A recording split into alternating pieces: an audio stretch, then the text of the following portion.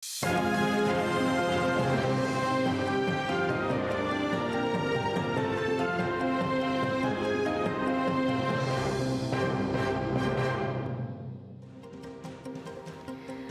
aleykum. Efirde zaman oktyabrның 24-ы Қарымышғалының 1335-ші күні студияда Мавиле Мұхтарова çalışa. Рифат Чебаров Ахтемчегос ве Заур Смирнов. Февраль 26 давасының шатлары оларақ сорғуға чекіле біле. Бұны махкім етілген 5 Қырым татарының адвокатлары істей. Февраль 26 давасының невбеттегі махкеме отырышы жұма күні кечірілежек, Туневын Имайе тарафының 3 шаты сорғудан кечірілді. Олар межлес реберлерінден ейжбірісі қалабалықларыны тешкіл етмеді деп білдіргенлер. 2014 сенесі февральның 26-сында Қырым Юқары Шурасының бинасы оғынде Украина ве Русия тарафдарлары чатышқаныды. Ярымада запт етілген соң ишғалжы прокуратура Қырым татарларының чатышмаларыны тешкіл етмесінде қабатламаға башлады.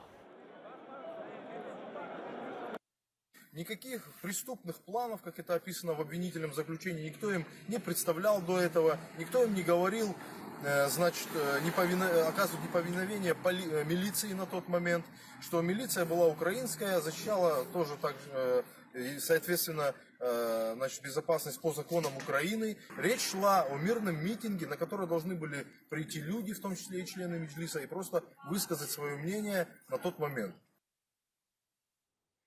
Русиялілер ишғал аланыны кенешлетежек ола. Ишғалжілер сывашқа көзатты. Бұны Украина президентінің Қырым Мұхтар Жүмхуриетіндегі векелі Борис Бабин білдірді. Мемур яқында олған қауғаны мисал оларақ кетірді. Екі Русия сыңыргемісі чүрік деңізге кіріп, Украин балықшылары тұтқан балықларына алып кетті.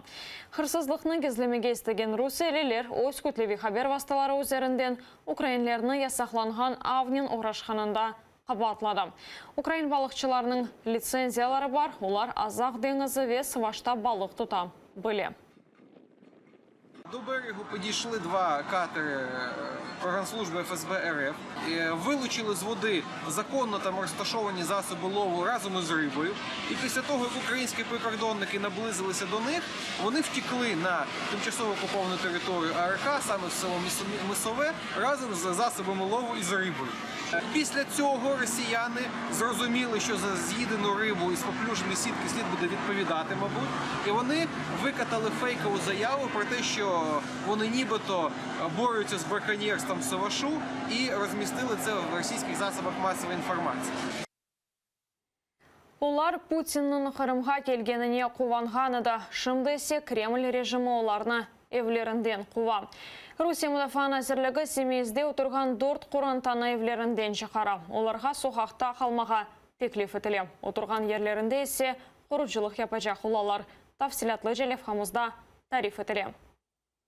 Люди живут 40-50 лет, тут уже 3 поколения сменилось. Дети маленькие, грудные. Бу видеоны Қырым сәкелерінің бірі дерчеті азбарда яжыған 4 қорантадан үчінде құндақ бала бар. Сәкелерінің айтқанына көре олар мұнда çok вақыттан берлі яшай ве евлеріне керекли весіқалары бар. При Украине мы тоже жили более-менее. С приходом в Россию мы исчезли из всех документов. Елена Иванниковаға бұ Эвана бабасындан қалды. Оларға Совет үкіметі заманында Арбишев аханеде çalışқаны үшін, дәреде яшамақ үшін ордер берілген. Қырым ишғал етілген сон бодаларға Кремльнің Мұдафан әзірлігі көз ташлады. Сәкенлерге бұ дәрелер еріне бірде-бір мескен теклиф етмеділер.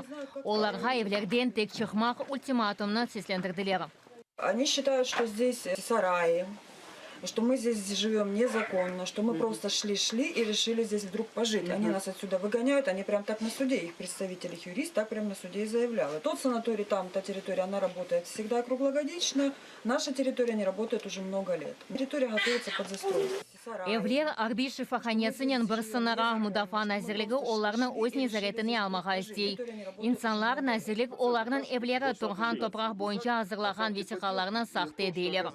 Головы Семейского поссовета Николая Григорьевича Макаренко никаких действий по выдаче государственного акта военному санаторию произведено Семейским поссоветом не было. Мало того, по факту подделки документов Семейский поссовет подавал следственные органы представление о возбуждении уголовного дела.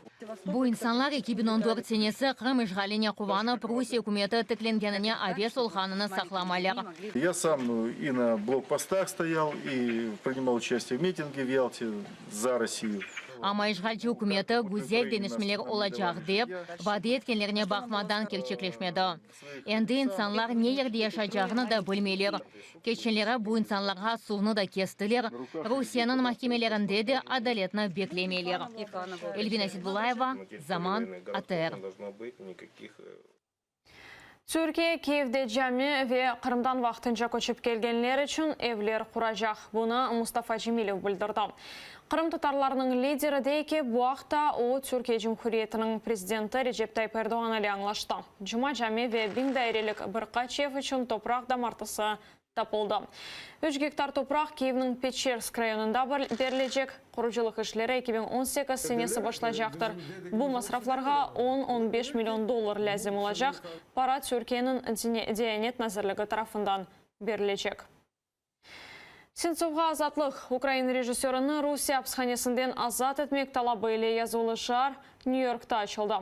Aksiyonu Pusirayet takımının iştirakçısı Maria Alyokhina teşkil etti. O video ve foto resimini Facebook'ta derç etti.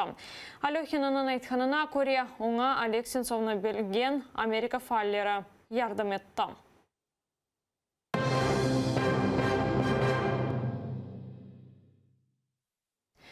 Rusiyada 2 Ukrayn turisti g'ayib oldu. Rostov-na-Donu civarında ularning bağı uzildi. 25 yaşında Aleksandr Babinets ve 28 yaşında Sergey Velev 2 ay devamında avtostopnin seyahat ettiler. Erkekler Ukraynadan Kazakistan'a Rusiya üzerinden geçken edi. Sonra Rusiyaga kelip Dagestan, Çeçenistan ve Şimali Osetiya üzerinden Gürcistan'a barganlar. Sentyabrның sonunda Ukrayn turistleri evge yol aldı. Oktyabrның 7'sinde ise ular tuğanlarının bağlanıp g'ayib olganlar. Ukrayna hukuk koruyucuları erkeklerini halkara seviyede kıdırmak için Interpolga müracaat hazırlay. Ukrayna konsulu Rusiyanın Krasnodar sizosunda tutulgan Pavel Gripni ziyaret etti. Konuşup 1 saat sürdü.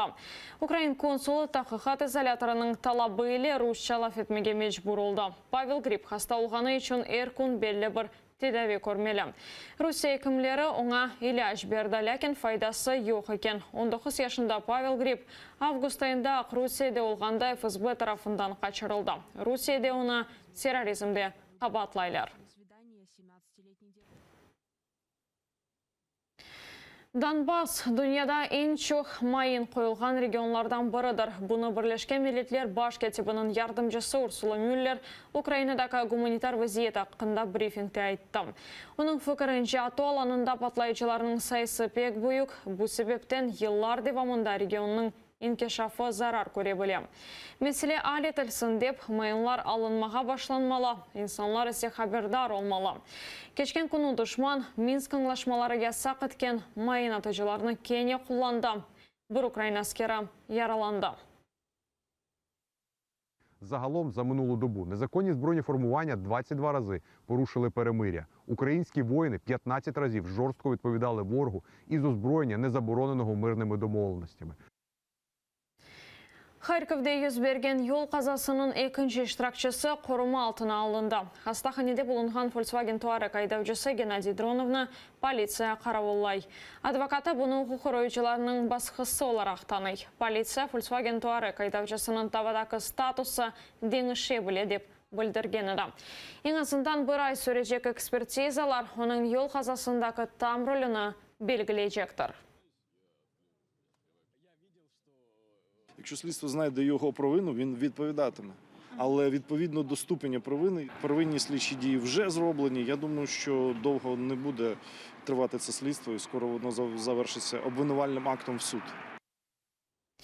Октябрьның 18-інде ақшам Харьков'да yol kazası yüz berdi. Lexus ve Volkswagen Touareg машиналары çatıştı. Lexus kaldırımda turgan 5 insanını öldürdü. Daltı kişi hastahanede buluna uçağıyla uzun kelmedi. Lexus aydavcısı 20 yaşında Alyona Zaytseva dekabrның 16'sına kadar nezaret altında kalacak.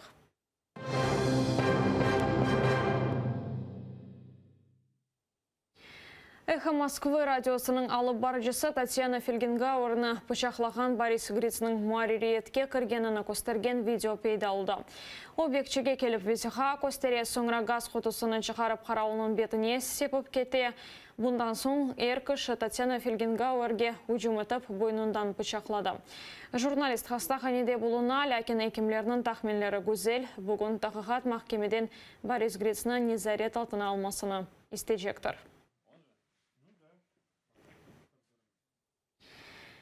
Русия забеті дорт ұртағына атып өлдірді. О, казармада олып, пулемет пұштауындан атеш açты. Арбейштен бұшатылы жағыны білген екен. Селі алып, вазиетні үгренмеге істеген Сарғош забет башта команданы соңра учаскерні атып өлдірді. Бүлік невбетшісі оны да өлдірді.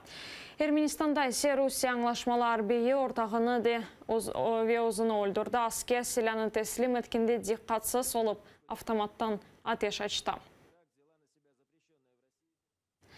Чех Жумхуриетінің президенті журналист Хаво Ичун селянин мақтанды. Милош Земан журналистлер үшін язылы Калашниковның копиясыны чықарды.